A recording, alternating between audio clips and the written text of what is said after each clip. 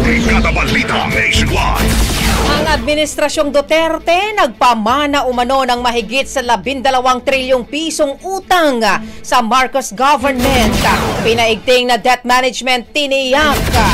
Brigada Haji Camino, ibrigada mo. Brigada Live Report. Mas maingat umano ngayon ang Administrasyong Marcos sa debt management sa kabila ng napakalaking pagkakautang na minana nito sa nagdaang administrasyon.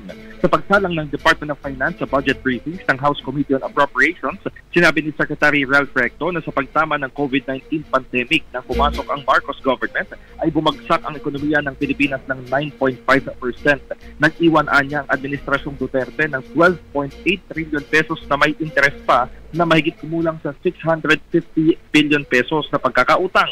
Ipinaliwanag ni Recto na sinisikap ng pamahalaan na makamit ang medium-term fiscal framework sa pamamagitan ng recalibrated growth at fiscal targets habang iniinda ang epekto ng geopolitical tensions at global uncertainties.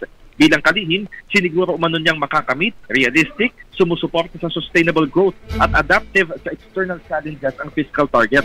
Ibinida rin ng Finance Chief na mula Enero hanggang Hulyo ngayong taon ay pumalo sa 2.26 trillion pesos ang nakolektang revenues na mas lumago ng 10.7% kung saan 2.0 trillion pesos mula rito ang buwis na nakolekta. Dagdag ni Recto ay inaasahang mula 2025 hanggang 2028, lalago ang projected tax collections ng 10.2% na annual average at ang total revenues ay halos 6 na trilyong piso.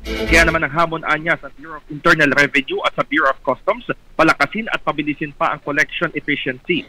Sa kabila naman ng mga ipinatupad na policy decisions, iginiit ni Recto na naramdaman umano ng husto ang GDP growth na naitala sa 5.5% nitong second quarter.